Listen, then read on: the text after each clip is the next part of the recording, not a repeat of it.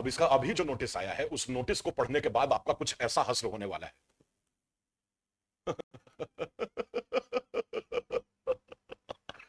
ये हश्र होगा, मतलब पहले तो आप कंफ्यूज्ड हो जाएंगे, उसके बाद आप हंसने लगेंगे और फिर आप रोने लगेंगे। ये तीनों इमोशन आपको इस टेंडर नोटिस को पढ़ने के बाद जो है वो दिखाई देने वाला है। अब देखिए कैसे। हमने तो सिर्फ तुमसे अपने ख्वाबों की हिफाजत मांगी थी, तुमने तो हमारी वफा का तमाशा ही कर दिया।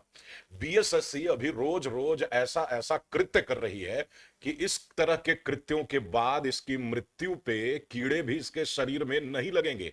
बहुत सारे लोग भारत में जब पढ़ लिख के किसी अच्छे पोजीशन पे चले जाते हैं तो उनका एकमात्र कार्य यह होता है कि जो भी व्यक्ति इसी पद को पाने के लिए संघर्ष कर रहा है उसका मजाक कैसे उड़ाया जाए, उसको नीचा कैसे दिखाया जाए। और बीएसएससी के जो क्रियाकलाप हैं वो भी कुछ इसी तरह के हैं। इसमें बैठे अधिकारियों के जो क्रियाकलाप हैं वो भी कुछ इसी तरीके के हैं।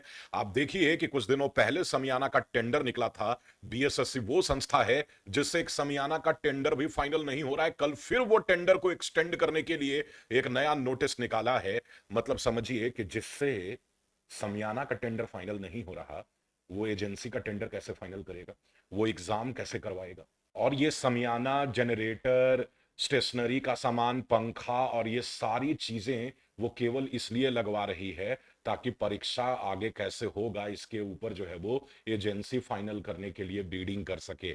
इसके लिए वो इतना टंट भंट कर रही है कि अब बीएसएससी की संस्था के अंदर, उसके अपने कार्यालय के अंदर कोई ऐसा मीटिंग हॉल नहीं है जिस मीटिंग हॉल में ये सारी बातें हो सकती थी। अब इसका अभी जो नोटिस आया है उस नोटिस को पढ़ने के बाद आपका कुछ ऐसा हश्र होने वाला है।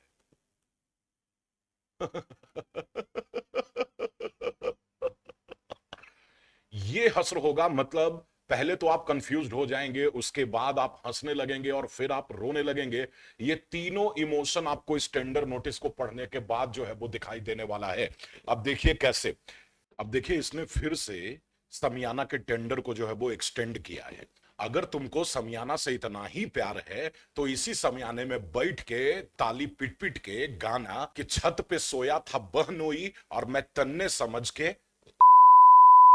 अब देखिए ये कोई मजाक की बात नहीं है, आप समझिए ध्यान से। ये जो टेंडर एक्सटेंशन है ये दिया गया है कितने के लिए, 2 साल के लिए। मतलब ये निविदा चलेगी 2 साल तक। और प्लस एजेंसी को एग्जाम कराने के लिए 3 साल का वक्त दिया गया है। मतलब 2 साल और 3 साल, ये पूरे 5 साल, मतलब पंचवर्षीय योजना आज से, जबकि 3 साल पहले ही फॉर्म भरने का बीत चुका है। 5 साल ये कुल लगाने वाला है किसेज में, तो सारे एग्जाम का प्रोसेस कंप्लीट करने में। अब ये समझ में नहीं आ रहा कि तुमको एजेंसी चयन के लिए समियाना लगाना है या तुमको परीक्षा कराने के लिए समियाना लगाना है, क्योंकि तुमने दोनों बातें लिख दी है कि विभिन्न प्रतियोगिता परीक्षाओं के सफल आयोजन हेतु पंडाल, समियाना, जनरेटर, माइक, टेबल कुर्सी, इलेक्ट्रॉनिक उपकरण आदि के दर निर्धारण से संबंधित कार्य के लिए एजेंसी चयन हेतु। समझिए ये एजेंसी चयन, ये जो निविदा है इसमें एजेंसी चयन केवल किस लिए होगा, तो ये सारी चीजों के दर निर्धारण के लिए, दर निर्धारण के लिए ये टेंडर चलाएगा। फिर उस टेंडर को फाइनल करेगा, उस टेंडर को एक्सटेंड करेगा, उसके बाद एजेंसी फाइनल करेगा एग्जाम कराने के लिए। फिर उस एजेंसी को जो है वो 3 साल का वक्त देगा, इनको समियाना टेंडर के लिए 2 साल का समय देगा। यानी 5 साल ये कुल जो है वो खा जाएगा। ये ऐसी संस्था है। गजब का भसड़ ये अपने सामियाने में मचाए हुए हैं ये लोग। लग ही नहीं रहा कि यहां पे बीएसएससी के अंदर पढ़े लिखे व्यक्ति काम कर रहे हैं। और जब आंदोलन करिए तो आंदोलन में बाहर में क्या करेगा, एक जुडिशियल ऑफिसर को भेज देगा और वो जुडिशियल ऑफिसर अपने आप को जुडिशियल ऑफिसर बता के और सारे छात्रों को कभी दबा के, कभी डोमिनेट करके, कभी डांट के, कभी समझा के कोशिश करता है कि इस आंदोलन को जो है वो खत्म कर दिया जाए। रही सही कसर इसने कैसे पूरी की है जरा ध्यान से समझिएगा। जब इसको लगा कि कहीं आगे चल के, चूंकि हम तो बहुत समय लेने वाले हैं और अभी से ही जब छात्र आंदोलन कर रहे हैं तो आगे भविष्य में क्या कुछ होगा, ऊपर से नीट एग्जाम को लेकर आपने देखा कि किस तरीके से सेंट्रल गवर्नमेंट बैकफुट पे आ गई, उसको बांकीपुर का अपना सीट भी गंवाना पड़ा। तो ये सोच रही है कि कहीं ऐसा ना हो कि भैया हमारे चलते सरकार के ऊपर, बिहार सरकार के ऊपर समस्या पैदा हो जाए। तो एक काम करो कि एक ऐसी ऑफिसर को ले आओ जिनका नाम मशहूर है हंटर वाली ऑफिसर के नाम से, कि इनके डर से जो है वो लोग आंदोलन करना भी छोड़ दे, प्यारे छात्र आंदोलन करना भी छोड़ दे।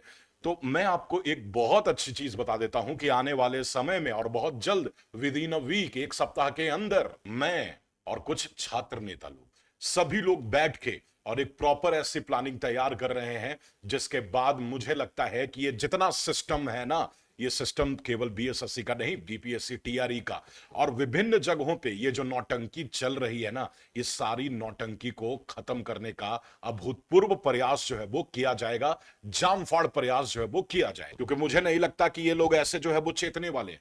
इनका मूल काम बस यही हो गया है कि कैंडिडेट्स का, छात्रों का, उनकी मेहनत का, उनके संघर्ष का मजाक उड़ाया जाए। इन ऑफिसर्स को बस ये दिखाना है कि देखो मैंने संघर्ष करके ये पद हासिल कर लिया और तुम अभी भी संघर्ष की लाइन में हो, इसलिए मैं तो तुम्हें अपना ईगो दिखाऊंगा ही। लेकिन अब वक्त बदल रहा है और आपके द्वारा किए गए इन क्रियाकलापों का खामियाजा आपको भी भुगतना पड़ेगा और पूरे सिस्टम को भुगतना पड़ सकता है। अब आप सभी लोगों से एक अनुरोध है, मैंने टेलीग्राम ग्रुप का लिंक जो है वो डिस्क्रिप्शन बॉक्स और कमेंट बॉक्स में दे दिया है, आप वहां से हमारे ग्रुप से जुड़िए। बहुत जल्द जो है वो एक ऐसी शुरुआत हम लोग करने जा रहे हैं जो शुरुआत शायद इस तरह के करप्ट सिस्टम और इस तरह के लापरवाह सिस्टम का अंत करेगी, और नहीं तो इनकी व्यवस्थाएं जो है वो ऐसी ही चलती रहेगी। इस सिस्टम में कोई बदलाव नहीं आने वाला और शायद इस एग्जाम को क्रैक करने के बाद जब तक आप नौकरी पाएं तब तक शायद बहुत कुछ आपके जीवन में बदल चुका होगा। तो फटाफट कनेक्ट होइए, जुड़िए, शुरुआत करते हैं। जय हिंद, जय भारत।